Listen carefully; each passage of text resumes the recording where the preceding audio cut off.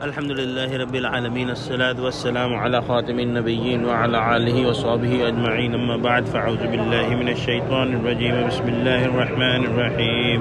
Qala Allah ta'ala fi Surah Al-E-Imran, laqad manna Allahu 'alal mu'minina iz ba'asa fihim rasulan min anfusihim yatlu 'alayhim ayatihi wa yuzakkihim wa yu'allimuhumul kitaba wal hikmah وَإِنْ كَانُوا مِنْ قَبْلُ لَفِي ضَلَالٍ مُبِينٍ.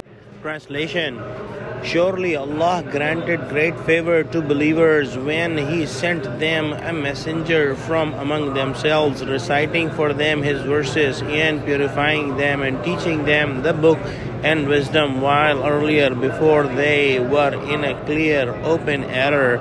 Allah subhanahu wa ta'ala has mentioned this important topic two times in Surah Baqarah as well. And here it is repeated that Allah subhanahu wa ta'ala has given a great favor to the believers by sending Prophet Muhammad sallallahu alaihi wasallam. Before Prophet Muhammad sallallahu alaihi wasallam, the Arabs and the whole world in general was in absolute darkness. And when Prophet Muhammad sallallahu alaihi wasallam came, Allah sent them the nur, the light, and Prophet Muhammad sallallahu alaihi wasallam converted that society that was in absolute darkness to the nur, to the light, by a four-step process which is mentioned here in this ayah. Prophet Muhammad sallallahu alaihi wasallam recited the ayahs of Quran to the believers and non-believers as well.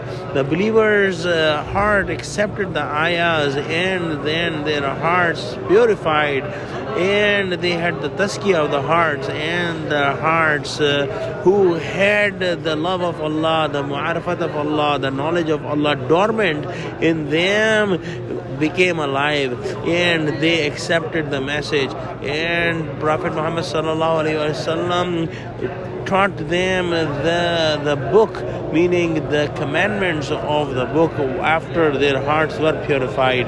And these commandments were accepted by those believers who had already believed in Allah subhanahu wa ta'ala.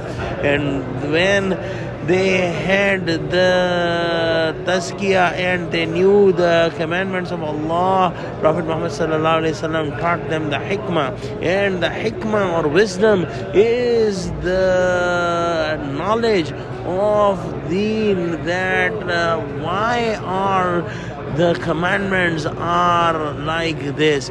Once a heart understands the hikmah, they have the hikmah, they know that the commandments that we have in Islam should have been like that 100%, and there is no disconnect between the heart and between the brain of the person, that he may think that this commandment of Allah is not coinciding or not in accordance with his heart and his brain. And this hikmah, the knowledge of hikmah and the teaching of hikmah is one of the most difficult things to obtain. And Prophet Muhammad sallallahu alaihi wasallam did all these things. One thing that we should understand, that if a heart does not have the purity and is not purified, there is no point of teaching them the commandments, and there is no way that heart may get hikmah. So once the ayahs are recited, the intent is to purify the heart, and those hearts who are at the nature of truth, they are qalbi salim, they will accept the message, and then they will be taught the commandments of Islam, and in the end they will be taught the hikmah, after which they will understand why the commandments are so. So let's pray that Allah subhanahu wa ta'ala purifies our heart. Allah subhanahu wa ta'ala help us understand the commandments and the wisdom. Ameen. Wa akhiru da'wana alhamdulillahi rabbil alameen. Assalamu alaikum wa rahmatullahi wa barakatuhu.